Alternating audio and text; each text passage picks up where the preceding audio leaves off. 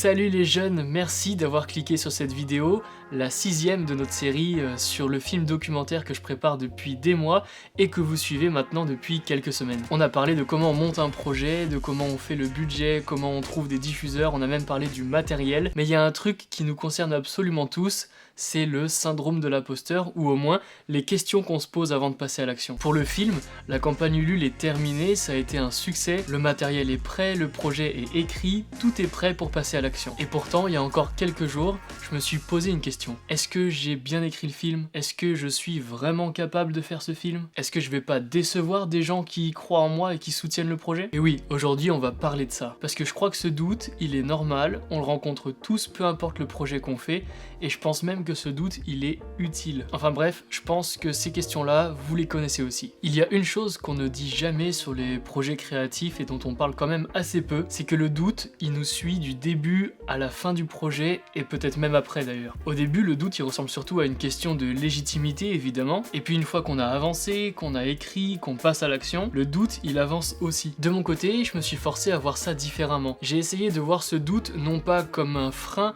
mais comme une opportunité de faire mieux et de travailler encore plus le projet pour vraiment qu'il soit le plus abouti possible, le plus proche du parfait en fait. Ce doute-là, c'est pas un signe qu'il faut s'arrêter.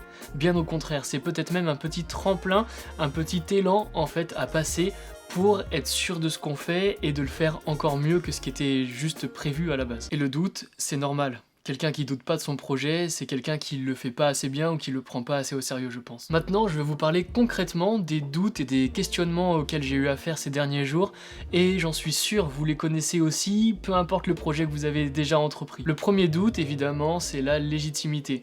Est-ce que je suis assez bon? Est-ce que je suis assez expérimenté pour réussir ce film documentaire que j'ai écrit? J'ai un master en journalisme, j'ai de l'expérience depuis plusieurs années dans la production audiovisuelle, même à l'étranger. Et ce qui compte quand on fait un film, c'est ce qu'on a à dire et c'est comment il est préparé. Il y a des gens plus expérimentés que moi, il y a des gens plus débutants que moi qui font des films. Faire un film, ça demande de la préparation, du travail en amont, mais en plus, peu importe l'expérience, il faut bien commencer quelque part. Le deuxième doute, qui est venu après celui de la légitimité, il porte plutôt sur le sujet en lui-même. Est-ce que j'ai bien écrit le film? Est-ce que l'angle est bon? Là, j'ai fait quelque chose de concret. J'ai réécrit ma note d'intention et ma note de réalisation pour reprendre entièrement ce que je veux montrer à travers ce film et comment je vais m'y prendre, quels sont les points importants, sur quoi on va insister et quel est l'objet du film. Ça me permet de m'assurer que chaque choix narratif est absolument justifié. En fait, ce doute-là, c'est pas de la procrastination, c'est de la précision. Et en réécrivant tout ça, j'ai eu mes réponses et j'étais beaucoup plus sûr de mon sujet et de pourquoi et comment j'allais le faire. Le troisième doute qui vient ensuite, c'est celui de la responsabilité. Passé ces premiers caps, j'ai réalisé que Lou me faisait confiance, que tous les donateurs Ulule qui sont plus nombreux que ce que j'imaginais me font confiance aussi, les sponsors, les partenaires de ce documentaire, les gens qui suivent l'aventure comme vous par ces vidéos YouTube notamment. Bref, tous ces gens-là me font confiance et ils sont partie prenante du film. Et cette confiance, elle m'oblige quelque part. Mais ce poids, en fait, c'est un bon poids. C'est un poids qui va permettre de donner le meilleur de soi, parce que je le fais pas juste pour moi, je le fais pour des gens qui sont déjà rentrés dans l'aventure et qui comptent sur moi autant que Lou, autant que moi-même et mes attentes envers ce film en fait. Et c'est toujours plus facile, même trop facile de s'arranger avec soi-même, alors que quand on a un groupe de gens, là on n'a vraiment pas envie de décevoir, on a envie d'être à la hauteur et de réussir ce qu'on a écrit, ce qu'on a prévu et ce pourquoi on les a convaincus aussi à soutenir le projet. Je pense que la responsabilité envers les autres, c'est un des meilleurs moteurs qui puisse exister. Ok, bon, on a essayé de compartimenter un peu les doutes, j'imagine que vous-même, peu importe l'étape de votre vie, au parcours de vos études, du sport, etc. On a tous ressenti un peu ces doutes à un moment donné, mais comment on avance avec ça? Alors je ne pense pas avoir la bonne réponse, je pense que chacun agit et pense différemment devant une situation, d'autant plus selon le moment, la période de sa vie, ça dépend vraiment de chacun, mais je vais vous dire ce qui a marché pour moi. La première chose, ça va sembler bête, mais c'est me rappeler pourquoi je fais ça. Pourquoi Lou? Pourquoi ce sujet? Pourquoi maintenant? Quand on écrit, quand on met sur papier, quand on relit, c'est là que nos raisons profondes vont faire disparaître tous ces petits doutes. Parce qu'en fait, le simple fait d'écrire et de mettre un mot, ce n'est plus juste une idée, c'est quelque chose de réel, c'est un mot, on a choisi ce mot-là et pas un autre, et donc c'est ce qui va vraiment nous guider. La deuxième chose, ça a été pour moi de réécrire le projet. Alors je parle pas de tout effacer, tout recommencer évidemment, mais juste de reprendre la note de réalisation, le script, reprendre des parties, des séquences, et les réécrire, les faire évoluer en fonction de ce que j'ai retravaillé, repensé dans ma tête, mais aussi en fonction de discussions que j'ai eues avec des collègues. J'ai discuté par exemple avec des collègues chefs opérateurs, réalisateurs, qui ont plus d'expérience que moi ou simplement d'autres expériences que la mienne, ce qui m'a permis vraiment de confronter des points de vue, des idées, des façons de faire différentes. Et j'ai notamment des collègues en Irlande, beaucoup, qui ont vraiment une autre façon de voir le film documentaire sur le surf dans ce cas-là. Donc c'était vraiment passionnant de pouvoir échanger et d'essayer de bousculer un peu ce que j'avais moi dans ma tête, et c'est très dur de le faire seul, donc c'est vraiment top d'aller discuter, échanger avec des collègues ou des personnes d'autres métiers d'ailleurs, mais qui pourraient avoir un œil qui vous aide à avancer sur le projet. Et une fois que tout est réécrit et que c'est clair sur le papier, on sait exactement ce qu'on va aller chercher à chaque journée de tournage et dans chaque séquence, à chaque passage, et ça va vraiment nous libérer d'un poids parce que tout est sur papier, j'ai pas à m'en rappeler parce que c'est comme ça, on l'a réfléchi, on a choisi les bons tempos, le bon vocabulaire et tout ça, donc tout est prêt, tout est sur papier, il n'y a plus qu'à suivre la feuille de route. Ça libère d'un poids énorme déjà. La troisième chose aussi, simplement, c'est vous. Et ouais, le fait d'avoir annoncé et de créer cette série sur YouTube pour suivre le projet, c'est encourageant à aller jusqu'au bout et passer les étapes une à une. Oui, avoir une communauté, même si elle est petite, mais qu'elle grandit chaque jour au fil des épisodes, ça pousse vraiment à aller à chaque fois à l'étape supplémentaire. Et c'est même pas par pression, c'est vraiment plus par engagement, comme je le disais plus tôt. Avec cette série de vidéos, je me suis engagé publiquement,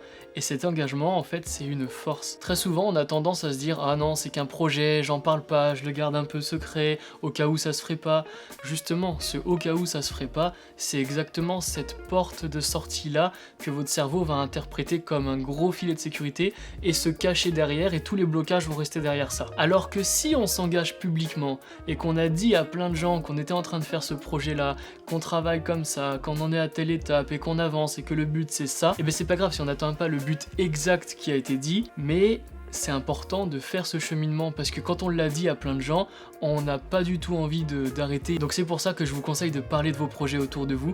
C'est parfois difficile, on a l'impression de prendre des risques parce que on risque de perdre une certaine image de soi si on n'y arrive pas, mais au moins on bloque complètement cet échappatoire de si ça se fait pas. On a dit à des gens autour de nous qu'on allait le faire, donc il faut que ça se fasse. Et donc ça c'est vraiment plus encourageant, plus entraînant, et c'est pas pour avoir des validations, c'est vraiment parce qu'on l'a dit, parce qu'on a exposé notre but et notre cheminement. Et d'ailleurs on n'est même pas obligé d'exposer le but, on peut exposer le projet sans exposer un but précis, le but peut rester très personnel. Bref, parlez de votre projet, vous pourrez toujours avoir des avis intéressants autour de vous auxquels vous n'avez pas pensé et qui vous feront avancer, et puis sinon ce sera simplement un moteur pour avancer plus vite et avoir moins de blocage. Et il y a une autre chose qui m'a aidé à me poser moins de questions, c'est quand j'ai repensé à Lou. Lou, elle va dans des vagues alors qu'elle voit presque rien, elle sent, elle entend, elle devine, et elle y va quand même. Et c'est pas parce qu'elle a pas de doute, c'est parce qu'elle est préparée, qu'elle a confiance en elle, en son entourage, en son coach, en son binôme qui est dans l'eau avec elle. Tout ça c'est plein de moteurs pour que elle puisse prendre sa vague. Et en fait ce que je suis venu à me dire, c'est que c'est exactement ça ce que je veux montrer dans le film. Le courage de faire malgré l'incertitude. Et si je veux filmer ça avec honnêteté, il faut que je l'ai vécu aussi. Mais en fait, quand on y pense, on le vit à peu près tous, que ce soit à l'école, dans le sport, quand on grandit, dans les études supérieures, au travail,